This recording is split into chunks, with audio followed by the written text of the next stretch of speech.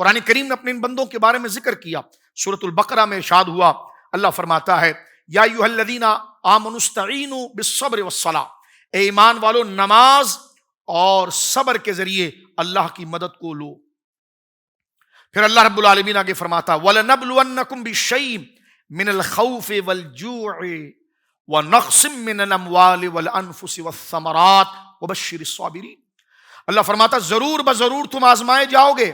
یہ نہیں کہا کہ تم کلمہ پڑھو گے تو تمہارے لیے زمین سونے کی بن جائے گی، دیواریں جواہرات کی بن جائیں گی. یہ قرآن نہیں کہتا. قرآن یہ کہتا ہے ظاہر سی بات ہے کہ جب تم حق کی بات کرو گے تو باطل سے تمہارا مقابلہ ہوگا. جب باطل پر ضرب لگے گی وہ اپنی طاقت کو جمع کر کے تمہارے مقابلے پر آئے گا. فرمایا کہ ہم تمہیں یہ نہیں کہہ رہے، یعنی سمجھانے کے لیے عرض کر رہا ہوں، قدرت سے یہ ممکن بھی نہیں، یعنی بتانے کے لیے بطور ماہرہ تمہیں اس خوش فہمی میں نہیں رکھا جا رہا کہ چند وظیفے پڑھ لو گے تو تمہارے ساتھ یہ ہوگا. فرمایا دنیا مومن کے لیے قید خانہ ہے، کافر کے لیے جنت ہے. قید خانے کے اندر قیدی نہ اپنی مرضی سے بیٹھتا نہ اٹھتا ہے، بلکہ جو اس کو حکم ہوتا ہے. اور فرمایا کہ جب مومن کی روح نکلتی ہے تو قبر سے اس کی دائمی جنت شروع ہوتی ہے، جنت اصل تک پہنچنے کے لیے. اور وہ اتنی لمبی زندگی ہوتی ہے کہ جس میں موت ہی نہیں ہے، اور یہ عارضی زندگی جو اس کے حکم کی پابندی کی ہے وہ گزر جاتی ہے. تو مومن کے لیے دنیا قید خانہ ہے، لیکن جس کو رب کی محبت آ جائے اس کو اس قید، اس رکاوٹ، اس روک تھام میں وہ لذت آتی ہے کہ جب اس کا سر جسم سے جدا کر دیا جاتا ہے تو وہ واویلہ نہیں کرتا ہے کہ ہائے میری جان چلے گئی، بلکہ وہ اس کا سر بھی بول رہا ہوتا ہے کہ فزت برب کعبہ، رب کعبہ کی قسم، میں نے جو کلمہ پڑھ کر اپنے رب کے ساتھ وعدہ کیا تھا، میرے خون کا یہ قطرہ گواہی دے رہا ہے کہ میں نے اس کے ساتھ غداری نہیں کی ہے. فزت برب کعبہ، رب کعبہ کی قسم میں ہارا نہیں ہوں، گردن کٹا کے میں جیت گیا ہوں. قرآن کہتا ہے وَلَنَبْلُوَنَّكُمْ بِشَيْءٍ مِّنَ الْخَوْفِ، تمہیں آزمایا جائے گا خوف کے ذریعے، وَالْجُوعِ اور بھوک کے ذریعے، وَنَقْصٍ مِّنَ الْأَمْوَالِ وَالْأَنفُسِ وَالثَّمَرَاتِ، تمہیں آزمایا جائے گا مالوں، جانوں، پھلوں اور خوف اور بھوک کے ساتھ آزمایا جائے گا. وَبَشِّرِ الصَّابِرِينَ، اور بشارت دیجیے ان لوگوں کو کہ جو صبر کرنے والے ہیں، ان کو بشارت دیجیے. یہاں پر دیکھیے فرمایا گیا اب یہ خوف کے ذریعے، بھوک کے ذریعے، مال کے نقصان اور کمی کے ذریعے، جان کے ضائع کے ذریعے اور مال و دولت کی، یہ سارا کربلا کے اندر ہوا. اور اللہ نے آگے فرمایا بشر الصابرین، بشارت ہے صبر کرنے والوں کو. یہ امام علی مقام کی شان بیان ہوئی، بدر والوں کی شان بیان ہوئی، احد والوں کی شان بیان ہوئی. سب کچھ لٹا کر وہ صبر پر قائم رہے. صبر کا معنی محترم ناظرین کیا آپ جانتے ہیں؟ جو نہیں جانتے ان کو عرض کر دوں، صبر کا معنی، صبر عربی زبان میں رکنے کو کہتے ہیں.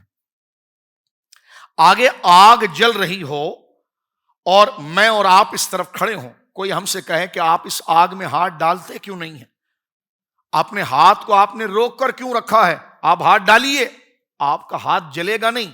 لیکن مجھے بتائیے کیا آپ، میں اور آپ اس بندے کا مشورہ لے کر آگ میں ہاتھ ڈالیں گے؟ نہیں. تو یہ جو آگ سے ہم نے ہاتھ کو روکا ہے نا، یہ رکنا صبر تھا. کیوں روکا؟ کیونکہ ہمیں یقین تھا کہ آگ جلائے گی. تو صبر جب تک نہیں آ سکتا جب تک انجام کار پر یقین نہ ہو.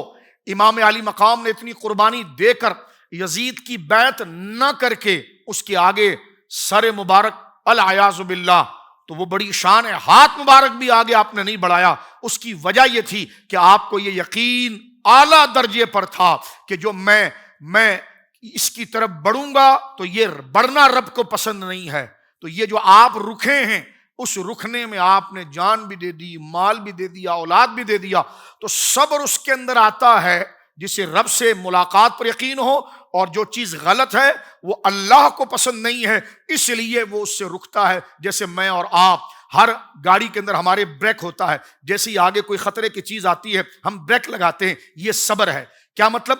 مانا ہے کہ اگر ہم نے سپیڈ جاری رکھی تو ہمیں نقصان پہنچے گا. تو نقصان پر یقین کی وجہ سے جب ہم رکتے ہیں تو وہ یقین ہمارے لیے جو رکنا ہوتا ہے وہ صبر قرار پاتا ہے. صبر خود سے کوئی چیز نہیں ہے، صبر پھل ہے، یقین اس درخت کی بیج ہے. امام علی مقام کا یقین اللہ سے ملاقات پر اس درجے پر تھا. امام علی مقام رضی اللہ تعالیٰ عنہ کی محبت اپنے نانا جان آپ کے نانا خاتم النبیین ہیں، سید المرسلین ہیں، ان کی ذات پر اتنا بڑا بھروسہ تھا کہ آپ کربلا کے اندر کسی کے آگے آپ نے ہاتھ نہیں پھیلایا، کسی سے معاذ اللہ آپ نے دست سوال نہیں کیا۔ اس کی وجہ کیا تھی؟ اس کی وجہ یہی تھی کہ آپ کو رب سے ملنے، اس کے وعدے پر ملنے والے اجر پر یقین تھا، اس لیے نافرمانی کے کام سے آپ کا ہاتھ آگے نہ بڑھا، اور بڑھ کیسے سکتا تھا؟ اور آپ سے یہ ممکن کب ہو سکتا تھا کہ اللہ رب العالمین جل وعلا نے اپنے دین کی سربلندی کے لیے، رسول اللہ کی نیابت کے لیے آپ کو چنا۔ آپ تربیت میں علی شیر خدا کے شہزادے ہیں، سیدہ زہرا پاک کی وہ اولاد ہیں، اور جن کو رسول اللہ یہ فرماتے ہیں فاطمہ اللہ نے میری برداشت تیرے بیٹے حسن کو دی ہے، اور میری شجاعت اور بہادری تیرے بیٹے حسین کو دی ہے۔ اب یہاں پر اللہ کہتا ہے کہ جب ان کو کوئی مصیبت آ جاتی ہے، امام علی مقام کو سامنے رکھیں، فرمایا الذین اذا اصابتهم مصیبہ قالوا انا للہ وانا الیہ راجعون۔ جب انہیں کوئی مصیبت پہنچتی ہے تو وہ واویلا نہیں کرتے، وہ یہی کہتے ہیں کہ ہم اللہ کے لیے، انا للہ ہم اللہ کے لیے ہیں، وانا الیہ راجعون اور ہم اسی کی طرف چلے جائیں گے۔ اور اللہ فرماتا ہے اولئک علیہم صلوات من ربہم ورحمہ، ایسے لوگ وہ ہیں کہ جو اپنی جان دے کر اپنے وعدے کو اور رب کے ساتھ وفاداری کو سچ ثابت کرتے ہیں۔ تو فرمایا کہ پھر ہماری طرف سے ان پر سلام بھی ہے، ان پر رحمت بھی ہے۔ اور لوگوں سن لو، اولئک هم المہتدون۔ تم پوچھنا چاہتے تھے نا کہ کامیاب کون ہوا ہے، فرمایا کامیاب ہونے والی جماعت یہی ہے۔ سوشل میڈیا پر اسلام کی صحیح تعلیمات جاننے کے لیے ابھی حافظ سائر قادری کا نیا YouTube channel Islamic digital studio subscribe کر لیں، اور ہاں نوٹیفیکیشن بیل آئیکن کو بھی پریس کر لیں تاکہ ہماری نئی ویڈیوز آپ تک بر وقت پہنچ سکے۔